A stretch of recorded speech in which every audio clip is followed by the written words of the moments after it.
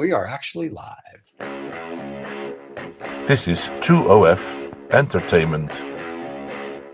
Welcome to the Lost Dollar Business Club, where we talk about business, and not just business. We talk about what makes businesses go up and what makes businesses go down. If you're interested in businesses, this is where it is. We talk about the global economy. We talk about global politics. We talk about everything and anything business related that affects your life on a global scale as well as a local scale. And don't miss after the show, Lost and Found.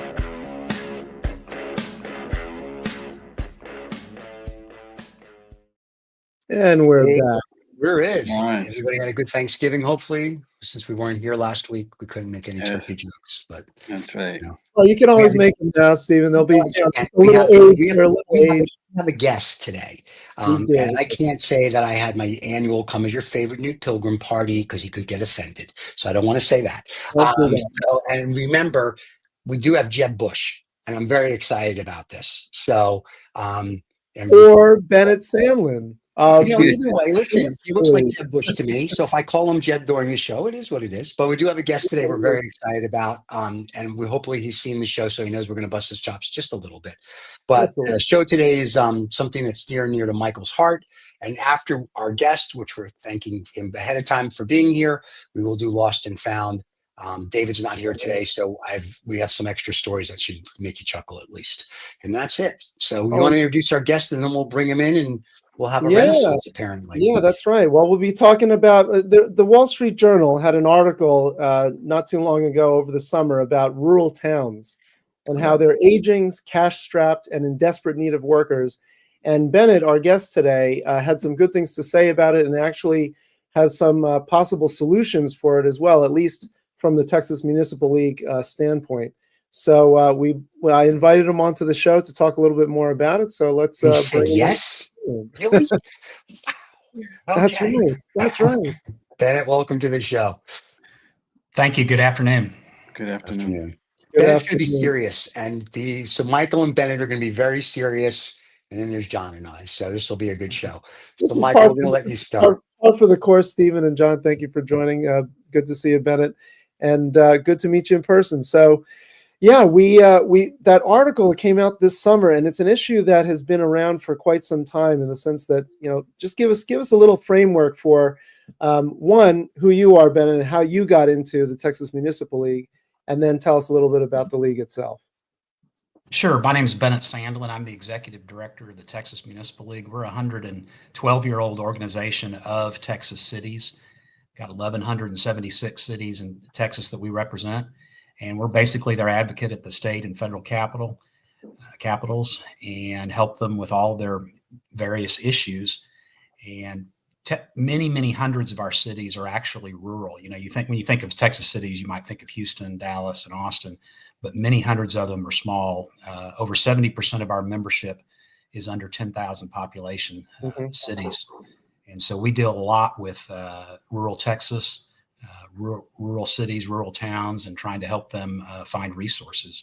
And right now there is a big shortage of professional department head folks that can run these cities, particularly in the finance arena. And cities are lacking talent to kind of keep the lights on and keep serving their citizens. Now, how did the Wall Street Journal come to this topic? Because we on the Lost Dollar Business Club certainly watch and read the Wall Street Journal quite a bit. I was pretty impressed that they even catered to this topic and thought to bring it to the forefront. I think what got their attention, I'm not 100% sure what did, but what I recall is they were interested in a new program we're starting at the Texas Municipal League, where we're going to help cities with their finance officer duties, hopefully remotely.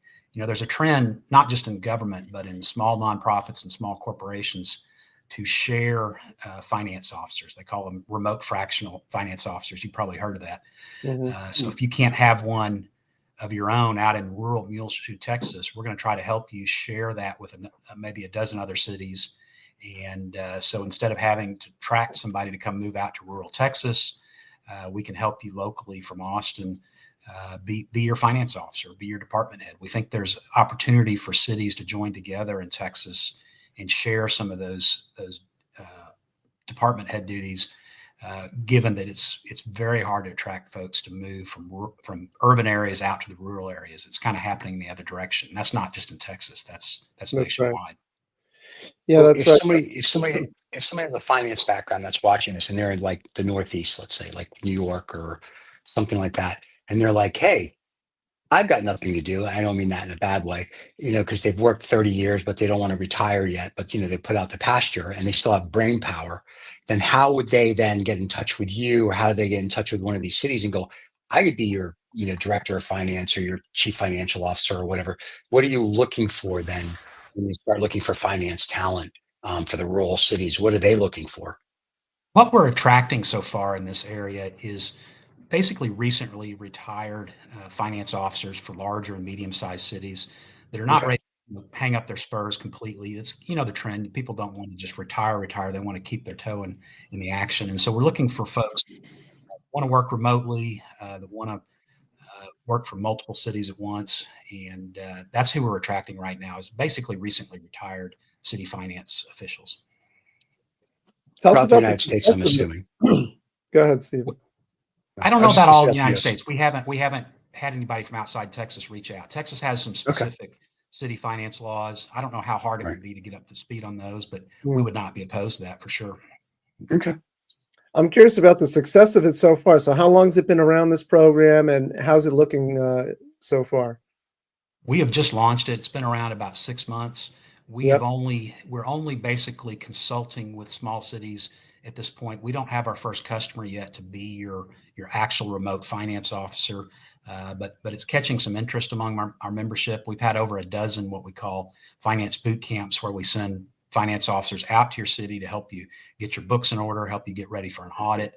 And we're looking for that ideal first customer to be our first remote finance officer per se. We expect that any day now, but at this point, we're doing what we call boot camps, which is more of a consulting function, and it's very popular so far. So go ahead. I guess from the cities that are talking to you, how long have they been lacking a finance director in general? Are they being years without one, or is it a sort of relatively short-term recent phenomena? In some cases, it's been years. The city that kind of got my attention about a year and a half ago was a small rural Texas city out in West Texas that had plenty of money. It's not a function of they're poor. They don't have the resources, but they haven't been able to locate somebody to keep their books for them. And as a result, they hadn't had the required yearly audit in over 4 years. So their books have gone unaudited. It's not for want of trying. I mean, like I said, they got the money, but they just literally cannot attract somebody that's willing to move from an urban area out to a rural area to be their finance officer. Yeah. And that's what caught my attention. And this is a phenomenon not just in the finance area, in other areas as well, HR, IT. I don't want to sound like a curmudgeon, and y'all joke that I look like Jeb Bush, but I am of a certain age where, my generation, especially in city government, you might move around. You might start your career in Muleshoe, Texas, and move to Dimebox, Texas, move to Amarillo, and then work your way up.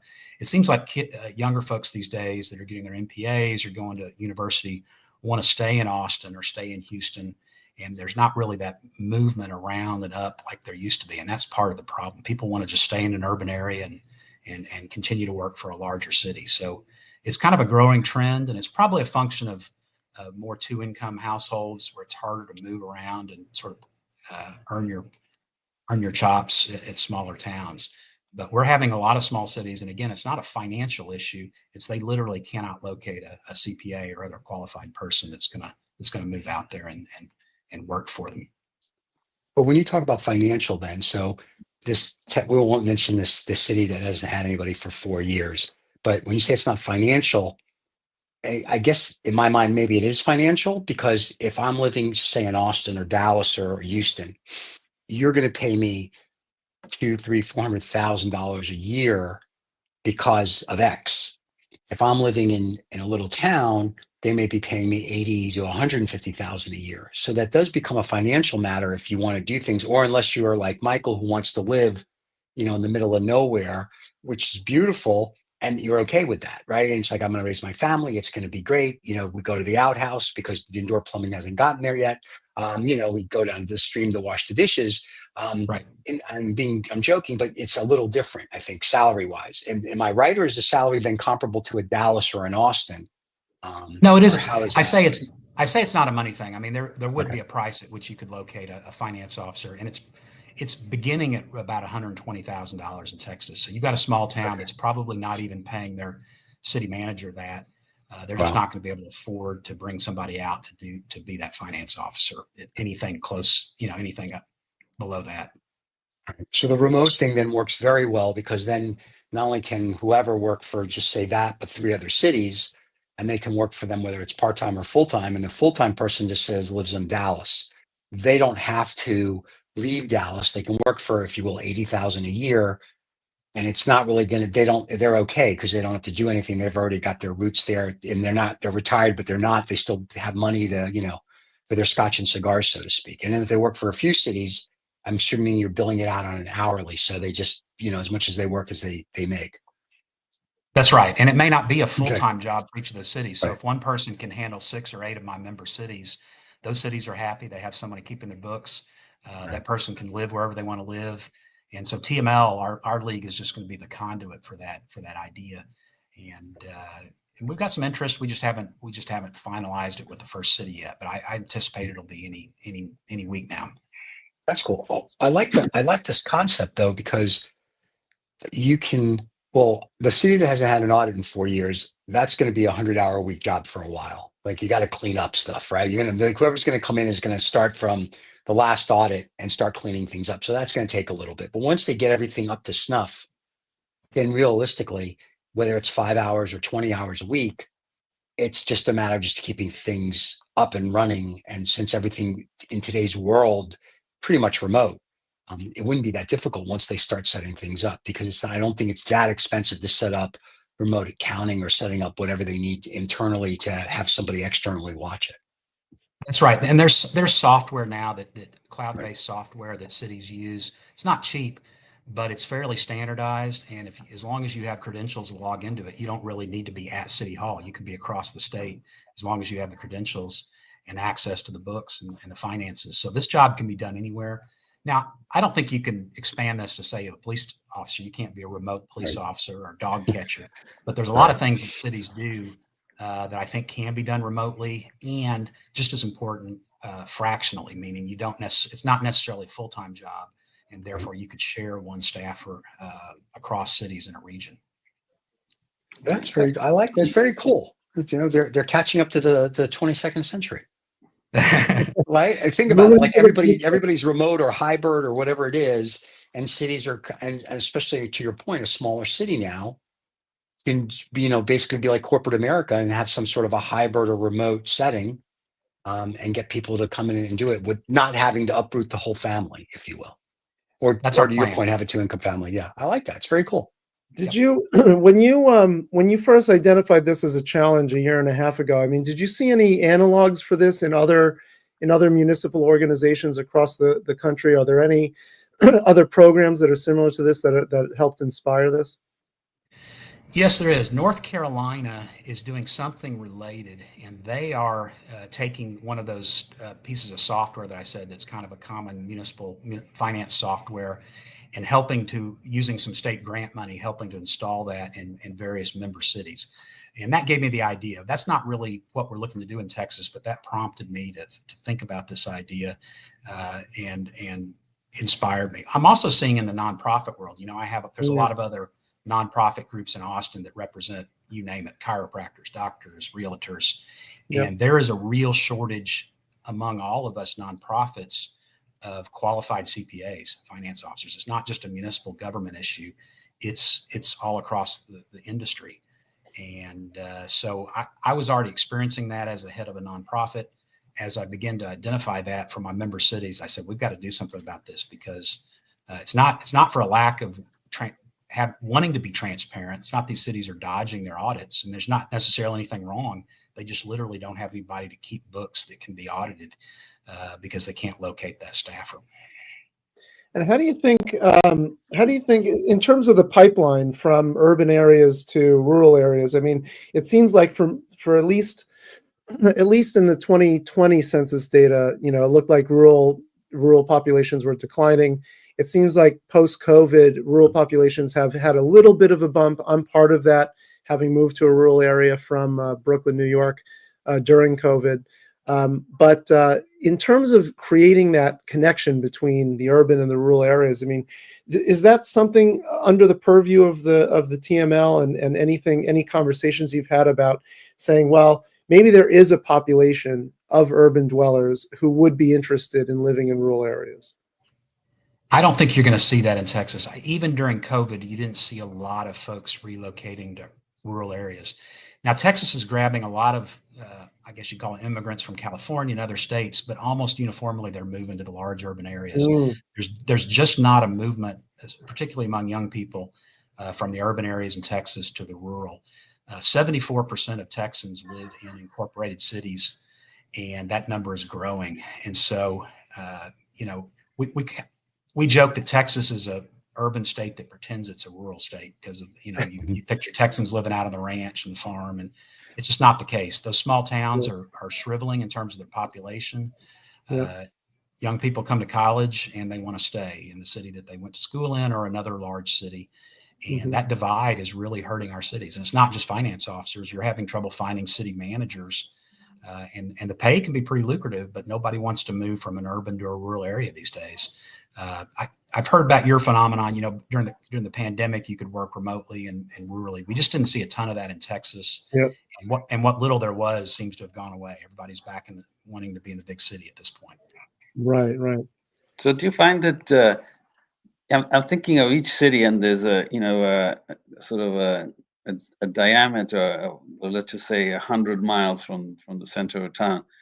Are those towns that are relatively close by and relatively commutable, are they also in sort of this staffing crisis of not finding people, or not as much? If you're a kind of a suburban area around Dallas or Fort Worth or Houston or Austin, that's one big job market, and you'll see people living in the city and commuting to the suburbs or vice versa. This is more of a phenomenon of more rural-based cities, which are still hundreds in number, 30, 40, 50 miles from a large urban area. And they're the ones that are really suffering finding folks willing to move there.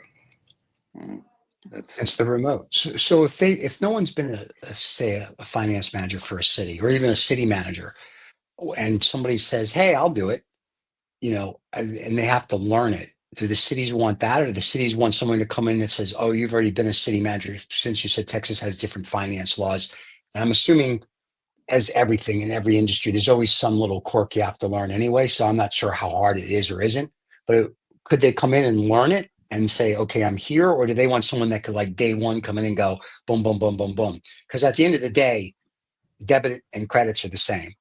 The city doesn't have any kind of different accounting than it's GAAP, right? So it's not that hard. It's just whatever the nuances of the Texas law. So if CPA's watching this, like I said, in the Northeast, they're like, "I could do it. I could learn the law." Is that something that somebody would consider, or they have to have 50 years of city planning or whatever it might be? No, you don't. It doesn't.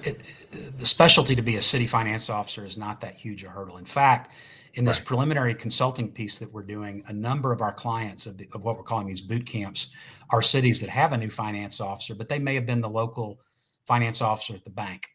Gotcha. And our job is just to teach them what it means to be a city finance officer. And if you're already a CPA, learning how to be a city finance officer, I wouldn't say is more than a couple-week endeavor to just kind of have somebody with experience tell you, here's the tricks of the trade, here's the nuances. So to your point, no, you don't have to have been a city finance officer. And indeed, a number of these small towns, to the extent that they can find somebody, are typically people that don't have a city background, and they just need a little bit of spit and polish. They just need somebody to come in and spend a week with them. And that's we've been successful at that so far. We've been, I would say, at least half a dozen cities where they'd hired somebody, but they didn't come out of the government world. They weren't a school finance officer, city finance officer. And we found that in about 1 to 2 weeks, and then follow up by phone if needed. We can bring those people up to speed pretty easy. Now, city management's a little bit different because it is more specialized. There's not a non-city equivalent. So you have kind of two pipelines of the city management. One is an MPA program out of a university, and that's out of reach for a lot of small towns. And so what a lot of small towns are having to do is train up the fire chief or the police chief or the city secretary or the utility worker to be a city manager. And that's not ideal, but it's happening more and more. It's got to be somebody with some city background. It's very hard to bring somebody in from the private sector and immediately become a city manager, just because you're dealing with things like water taps and sewer treatment plants. And there's not as much overlap there as there would be in the finance side of things.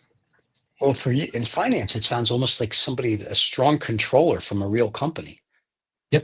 But it almost sounds, but you keep saying CPA. So do they have to be a CPA, or is some like strong controller that you can do 2 + 2 is 26? Texas accounting. Is that a good thing? Is that a good thing, or CPA is kind of the pie in the sky, but you're absolutely right. It doesn't have to be a CPA. It could be just somebody with experience in finance. It could be a senior accountant. It could be somebody short of a CPA, and just somebody that has a financial background. Well, this is good because our show in the Americas, people watch it on Saturday mornings. So I'm sure there's a bunch of finance people out there that are no longer, because they've, like you said, they got to a certain age, they got pushed out, that are going to be like, I can do that job. So hopefully they reach out to you and say, hey, I can do that. I was a controller or a finance person, and, they can learn the Texas thing. We're getting tons of interest from recently retired finance officers, folks that are, I think in general, people that retire these days are kind of different than they were 30 years ago. They don't just quit and move out to the farm. They want to kind of stay involved and working on a contract basis for 6 or 8 cities, doing what they used to do, but being able to walk away from it from time to time is really attractive to folks. And so I think we're not going to have any problem with the manpower piece of this. We just got to find the right first fit, work out some of the kinks. One of the things we're worried about is cybersecurity. Obviously, we don't want to come in remotely and take care of your books only to have you, get hacked or a ransomware deal. And I'm out of a job first city into it. So that's something we're paying very close attention to. Mark, you had something, John.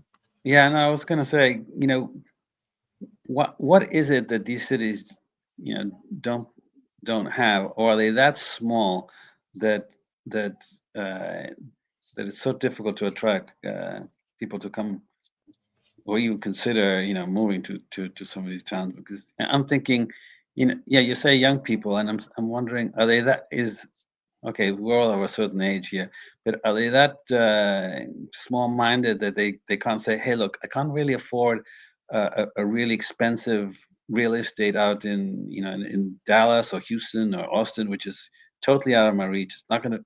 Why not consider a small city where you can get a bargain, and you can.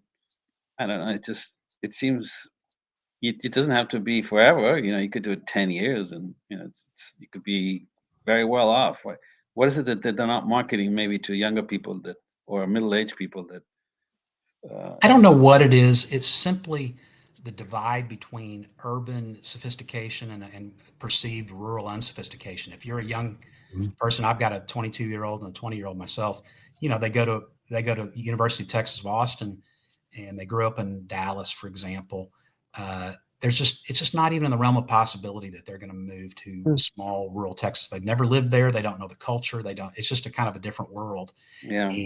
And to my earlier point, there was a time when you worked your way up kind of through the hierarchy, and you knew that you started in one location and your company or your city would move you to a different one, and you could work your way up to being the finance officer of Austin. Kids, and I don't mean to sound like a curmudgeon, they just don't want to start in a rural place, period. It's not even a dollar cents issue. They live in an urban area, and that's where the action is, and they want to stay there. Yeah. They don't want this when the streets roll up at 8 o'clock. They're like, 8 o'clock, that's crazy. So they want it at least to 9:30. Right. But no, so that's part of the point. Especially look at us, John. The 3 of us all grew up, like, if you will, in New York. And if someone said to us in our 20s, we're going to send you out to nowhere, Texas, You're going to spend 5 years being whatever you're going to be in nowhere, Texas. We would have looked at them like they had three heads. We've been like, where, what, where are we going to move?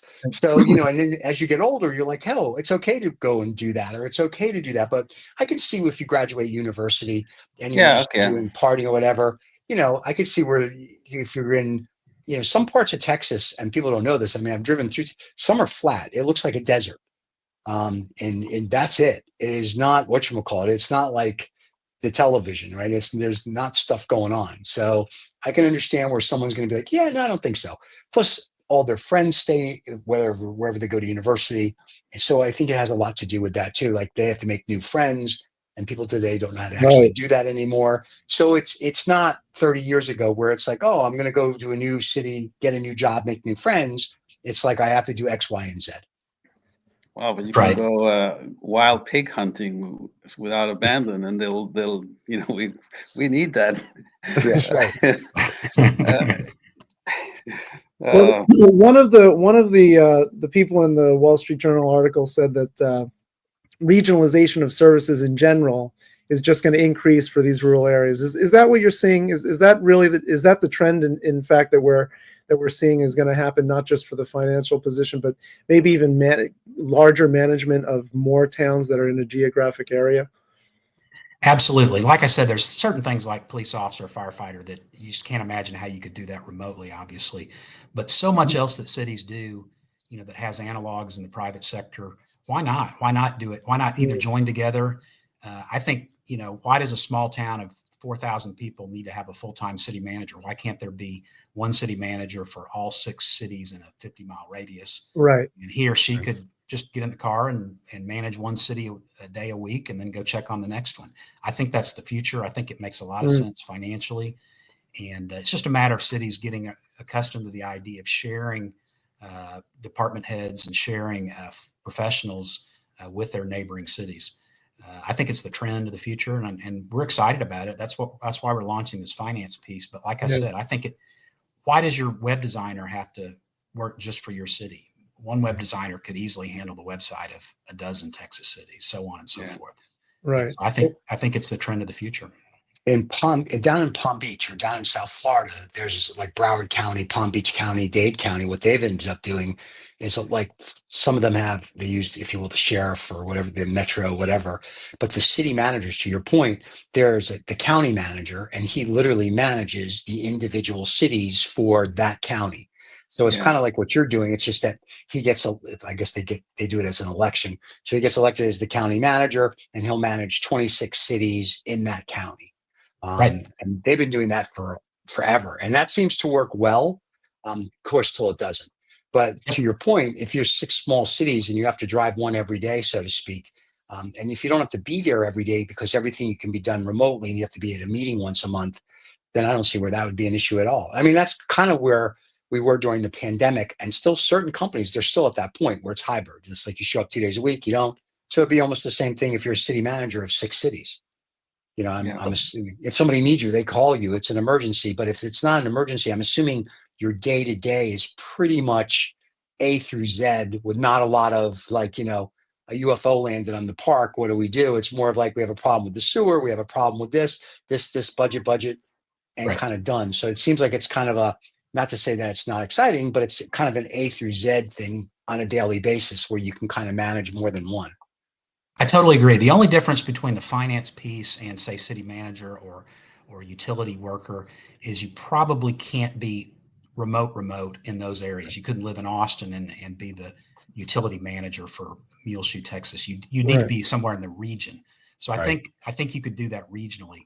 But things like finance officer, why do you even have to be 100 miles from the city? You could do that from your desk in Austin. And in fact, one of the things we're experiencing is why should 1,000 cities do their finances differently? Why should there be 1,000 different account codes? Those things need to be streamlined and standardized. Small towns don't need to reinvent the wheel on this stuff. It wastes time and resources. Do it all the same way.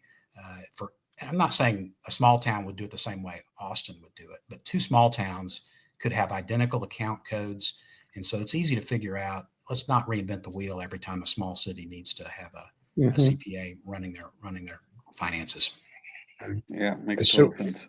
and so when you go to like the state and you go to the Capitol and talk to the senators for the different municipalities, are you guys trying to get it that it's a uniform code then for all the cities? Or is it something that each city's like, no, we're special. We ride a bus. We need to have, we need to have our special code because God forbid, type of Well, thing. that's a good question. Actually, as an association that sort of advocates for cities, we would fight against mandatory uniform codes, charts of accounts.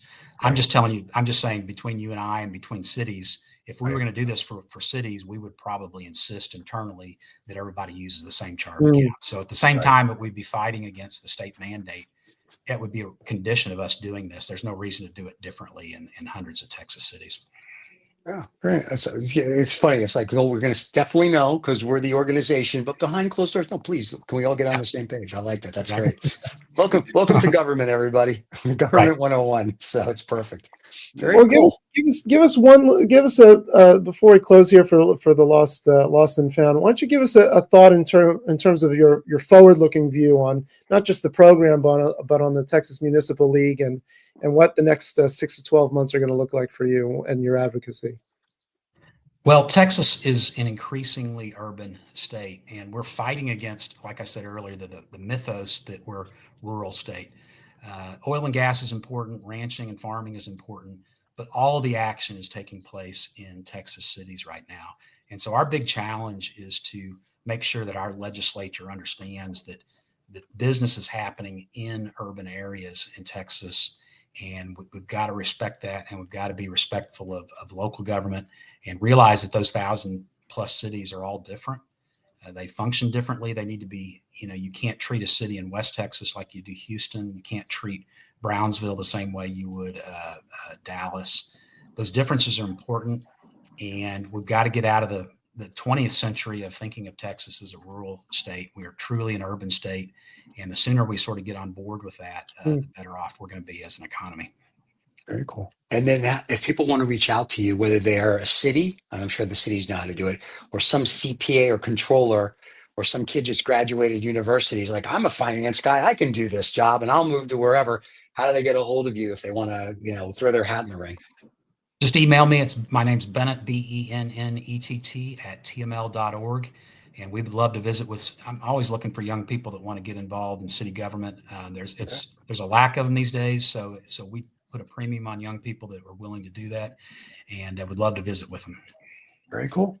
Well, Bennett, thank you so much. I don't appreciate my ribbing, if you will, about the Jeb Bush, but you really, when I first saw you, that's the first thing I thought of. And we're all that age. So I've heard it before. You've heard it before, yeah. So there you go. I testified in a committee hearing last year here at the Capitol, and the first thing a representative said is, "Anyone ever told you look like Jeb Bush?" And I said, "Yeah, I've heard it." In fact, Jeb told him the other day at a party. So there you go. As you grow this program, please stay in touch with us. And as you get like a client or 2 or 3 and it grows and you want to come back, we'd love to hear it. I know the people that listen to the show would love to hear it because I'm assuming there's other cities out there that are like, we could do this. That may not be in Texas. So I think it would be very interesting as a follow-up down the road. Yeah. Glad to do it. Glad to help. Yeah, it would be great. It was a pleasure meeting you. Have a wonderful day. And thank you so much. Okay, thanks guys. Bennett. Appreciate it. Enjoyed it. Thanks. Cheers. Bye-bye. All right. That was it. All right, let's pay a bill. Done, pay a bill. We'll pay a bill. Pay a bill. Get the freedom and the flexibility of remote work in the lucrative tech industry. Bend your life around the world. Bandicoot is the premier course and community for thriving in a remote tech career. Join the revolution today. Bandicoot.com, official partner of the Lost Dollar Business Club. This new Bandicoot commercial, I feel like I should be on acid. That's all I can say. For the people on the podcast, they're actually going to have to come into YouTube to see it. But I like the purple. I like the swirls. But I'm looking at this and I'm going, man, either more scotch or acid from the 70s. I'd be like, this is awesome. Yeah. But I do like it. It's very cool. That's just it's enticing, of course. It's very cool. I thought that was very interesting. I know you do your stuff for Bandicoot, which I think is interesting.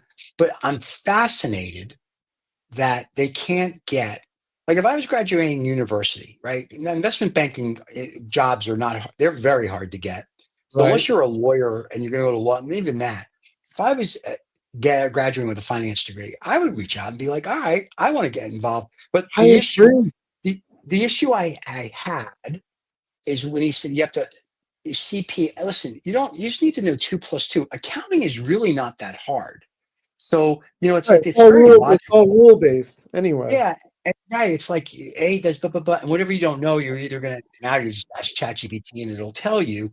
But to his point, to be a utility manager, or a city manager, or police chief, or fire chief, yes, I agree. You have to kind of live in nowhere, Texas, or nowhere, The wherever. area. But to be for lack of a better term, the CFO or director of finance for a city, I think there's opportunity in his program. I think do there's a too. I lot think of it's very opportunity cool. in TML's program. I hope he Well, gets I mean, something. think of it, I mean, like I said to him, I mean, you graduated, you got a bunch of debt. Most of Yeah. you do, most kids do, Right. and you're gonna pay, high rent if you're going to, any of the big cities that we know about. This is a Right. pretty easy way to you eliminate the debt, and you can actually accumulate some wealth. They're going to pay you relatively well, and you're going to live in. Okay, it's okay. So you don't Well, have a John, sexy bar with this. well is a relative term here because I think some of these cities are like they're only going to pay you say between 60 and maybe 80 to 100. He said, I know he said 120, but I think that's part of the issue is I think these kids get out of school and they're like, to your point, they have debt. Well, yeah, they can't take a job under Right, $100K. a certain dollar amount, right? They got to pay. So I think that's part of the issue. So to his point, working for 6 or 7 or 8 cities doing 2 + 2, I think is a cool idea. The issue is like if I say, okay, I'll want to do your thing. The city that hasn't done an audit in 4 years, that's 6 months to a year's worth of work before you could go work at any other city because that is literally going to be boom, boom, boom, every single that's an event. And then you still have to keep up with what they're doing today to get them audit ready. So that one's an event. The other ones, if they've kind of had people and you can kind of step in and get them from A to Z, if you know anything about accounting, it seems like anybody that has that background could do it. So I think that's fascinating. So I think Yeah. it's very cool for the rural renaissance. I'm excited for that. I think There you so. go. Yeah, regionalization. All right, Yeah. There you remote go. work. All right. I like it. There. Who knew? There's a company called knew? Bandicoot. Who knew? So there you go. All right. So before we go to Lost Dollar, anything else on the rule before we go to Lost Dollar? Or are we Oh, I good? think we're gonna do the lost dollar. Johnny, you ready for Lost Dollar? You Oh only yeah, had 2 weeks to prepare. Yeah, okay, this will be good. So yeah. Ever Okay. wonder how millions vanish into thin air, or how a single dollar can make all the difference? Join us on Lost and Found, where we dive into the wild world of financial mysteries. From misplaced fortunes to unexpected windfalls, we unravel the stories of people, companies, organizations, and even governments who've lost and found millions. Lost and Found, because every dollar has a story. I feel like I'm at a saloon back in like the cowboy days with that Yeah. music. Like It's the a soap boom. opera. Yeah, I want some girl now sing on my old piano with the fishnet stockings and the garter singing. That's what that music reminded me of. So I have, because David's not here, one came out this morning. The other it's a kudos, and the other one I have is just to me, I'm so happy. So I'm gonna have All John go first. Yeah, let's Just because, go and I'll around go the horn. last, and I'll do my three. My three are really quick. So John, what do you have for us today? All right. So I'm a little. I criticize renewables because it's the putting the horse before the cart. Right. And the UK and Europe they just provide with so much wonderful, disasters that and they keep on doing the shit.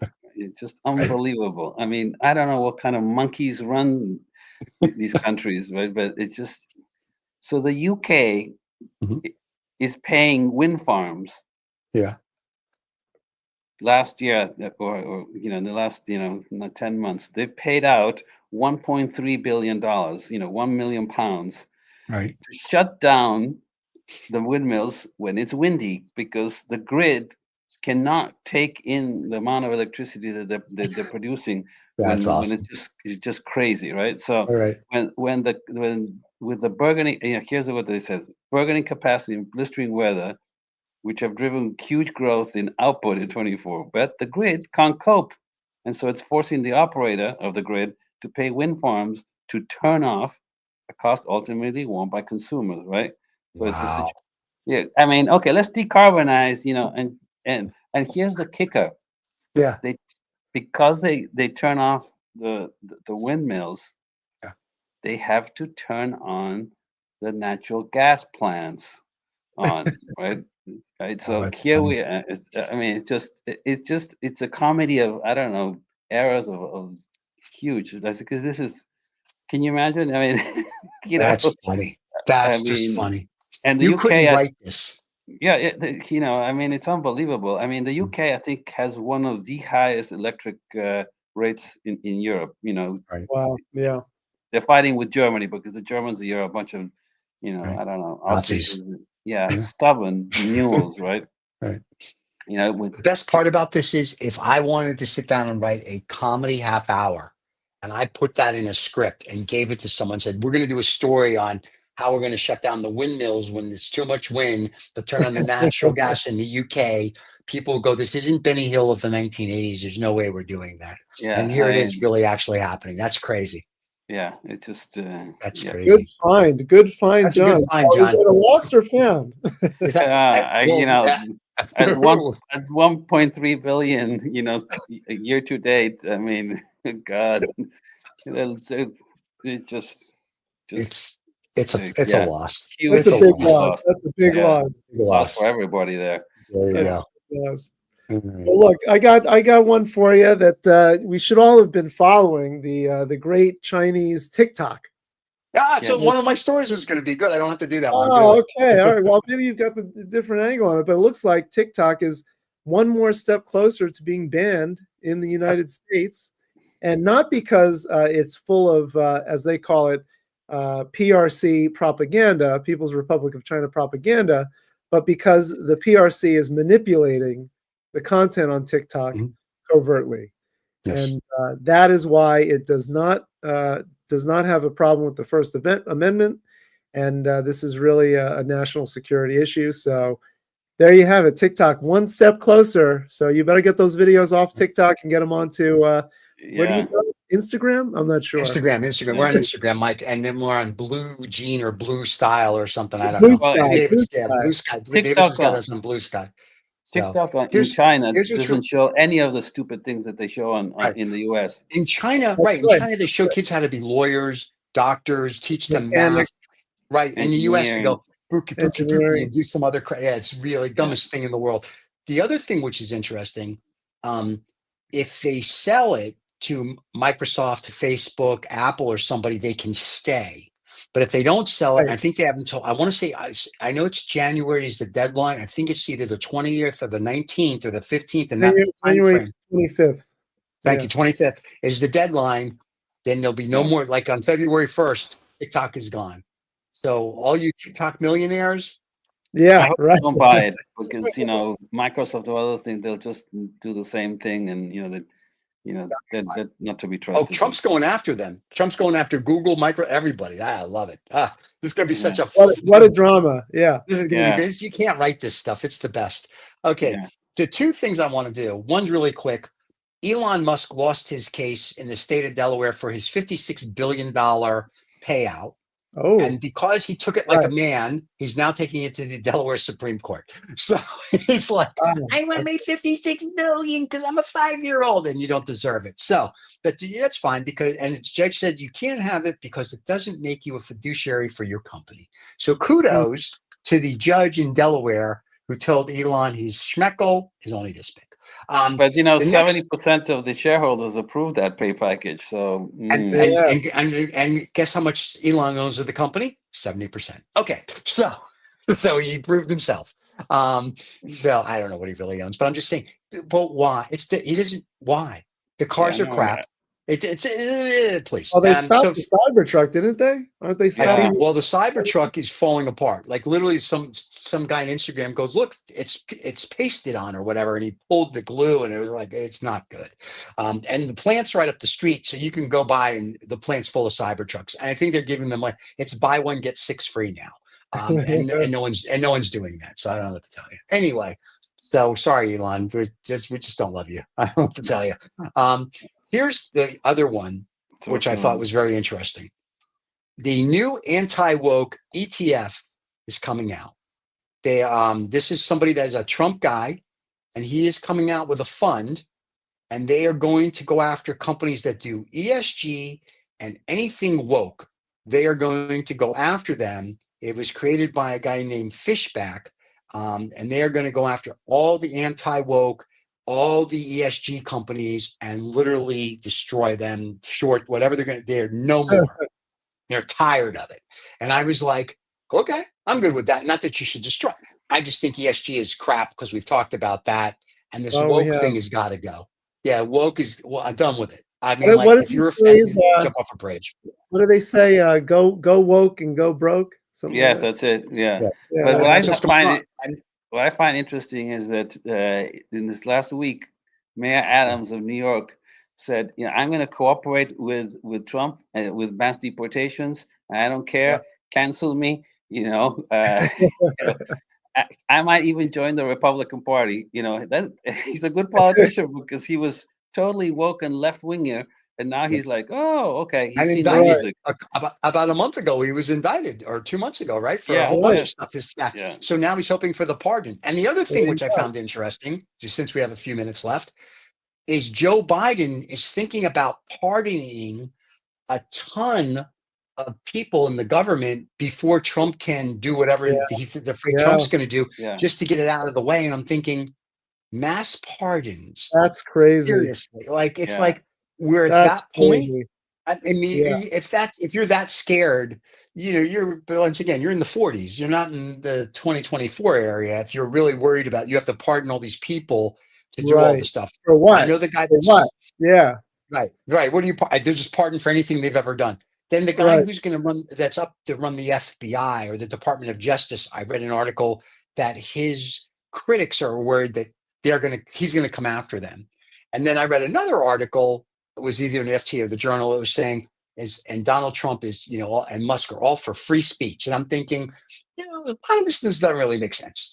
So somewhere along the line, you guys should all get on the same page. Either we have free speech, we don't have free speech.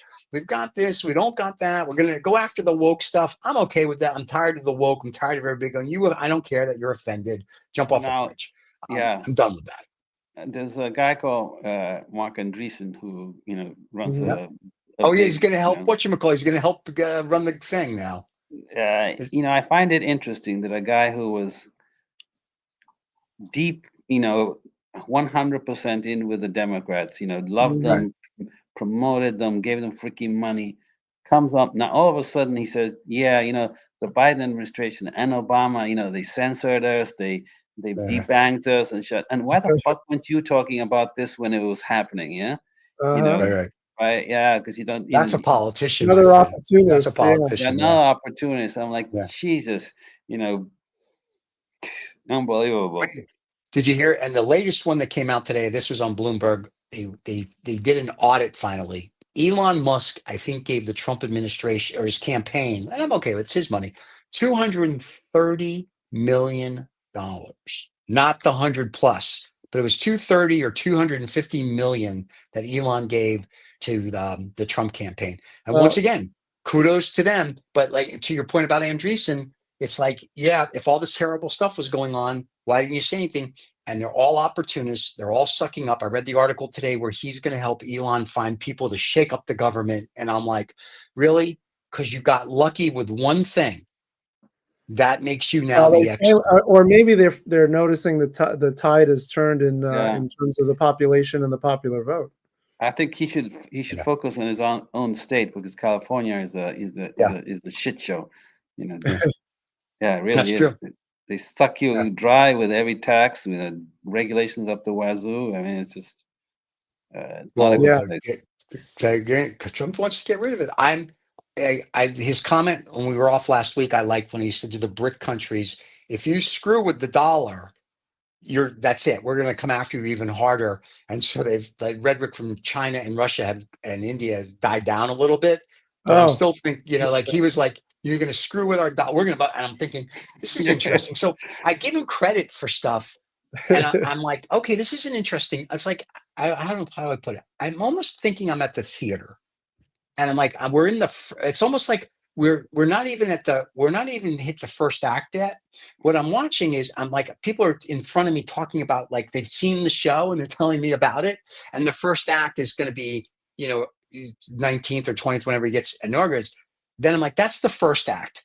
And then I'm waiting for the second, the intermission, and then the third. Yeah. And I'm kind of like right now, it's like the building to this first act. I'm like, this is going to be a really good show. Like, like it's going to just, the clashes, the way it's just like you couldn't write this. Well, If let's hope it's somebody, not all bluster and this action. yeah, Yeah. well, Right. yeah. I think You this know, time around, the things that I've been reading, and whether it's on Bloomberg, The Economist, FT, Wall Street, whoever, the things that they're all saying is the people that know him are saying he learned from his mistakes the first time, like what he could and couldn't do. And so if you see who he's putting around him or trying to put around him now, he's trying to put people around him that were just going to be like, yes, whatever you say type of thing. Before it was people that say, no, you really can't do that. We have a constitution. And he would get mad. And I think a lot of the people he's putting around him now, and I don't know them, I haven't spoken to them, I'm just what I'm reading. We'll welcome them on the show. Yeah, anybody's always welcome to come on and tell us. Any nominee is welcome to the show. That's right. Please, or Matt Gaetz, just for fun.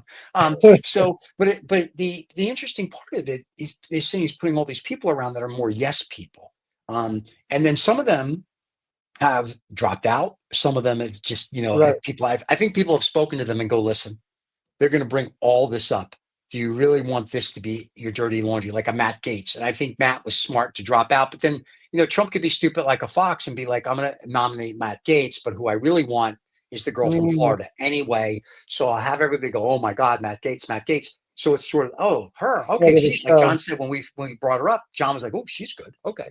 So all of a sudden it was like, oh, okay, more better. So I'm not sure yet of the game or the gamemanship, but I find it interesting. Like I said, it's an interesting prelogue to the first act. And to John's point, yes, I'm hoping a lot of it's not bluster and they really do stuff, but I'm hoping it's not the elite that are doing it, because that is just going to leave 90% of the country in a very bad way. And they really are going to have to get normal people in. Even worse than the past 4 years. Yeah. Even past anything. Or past, right, because you have these guys that don't have a concept of a dollar anymore. So they're going to be like, well, we don't need to pay for that. Well, they don't. Well, yeah, you're the guy who only makes like that article from a year. That article from 2014 that said the class war is not a war; it's already won. Yeah, it's already done. And I know we keep talking kind of tongue in cheek about a civil war, and people are going to get upset. And my condolences to the gentleman from healthcare who got murdered a few days ago in New York City. But this is starting to get to that point where people are going to be like, oh, you don't want to help me, I'll take care of it myself. And that's where that's the mentality we're starting to get to. And that's where I kept saying, let's make sure we help everybody. Whether you with or you have no money in the bank or you have $1 trillion in the bank, we help everybody, because what you don't want is this to start happening. Social breakdown. Yeah. Right. Well, and that's a very bad thing. So what do I know? This is because, when you start with the idiotic idea that we're going to decriminalize, certain things because there's too many people in jail, and you're not going to prosecute, and we're going to do leniency, and we're going to do all of these programs and then people are like, oh, I can do shit, and nobody's going to. There's no consequence. Right. Well, this is what you get, right? This is the second order effects of all these stupid ideas, and people are like, oh, now we shouldn't have voted for these people, okay, and now we're voting back. Yeah. Now we have to reverse it. Yeah. And well, I have a question though, based on what you just said. Nothing against Mr. Trump. He's, his little issue in New York. He's got 34 counts, whatever. It kind of makes if you look at the justice system, then it's kind of like, oh, really? So the guy, now, murder's wrong, full stop. So the guy who did what he did, it's kind of like, is he just kind of like, well, the president can get away with shit, I can get away with shit. I mean, is that kind of the mentality we're going to start having now in our country? Or is it just sort of a different mentality where the little guy is just getting tired of everything and they're just going to start now like, okay, we'll just take it out on the rich, which is what I had said a couple months ago. Is like, let's not get to that point. So I'm hoping it's a one-off and we don't get to that point. Wow, yeah, I mean, Yeah. That's what I'm saying. My condolences to him and his family, but it's, and I've read some of the reports on it and just like, not a good situation at all. Yeah. No. So, not a good thing. Well, on that note, Yes. on that happy note, we're everybody. back to our regular programming next week. Yeah, the next week we'll be on at 8:30 in the morning live on Friday. That's if you'd like to right. be a guest on the show and you're one of Mr. Trump's nominees, please come on. We'd love to hear from you, and you can tell us absolutely everything we don't know, and we know that. David will be back next week. If you want, you'll be on the podcast. The rebroadcast is tomorrow. Don't forget to subscribe and like. And I think other than that, that's it, boys. We're all good. Don't forget to go to the merch store. You can buy beautiful Lost Dollar Business Club stuff for your loved ones. Not that they'll want it, but you could. So, All right. all right, boys. Have a good week. We'll see everybody Okay. later. Have a good holiday, everybody. Cheers.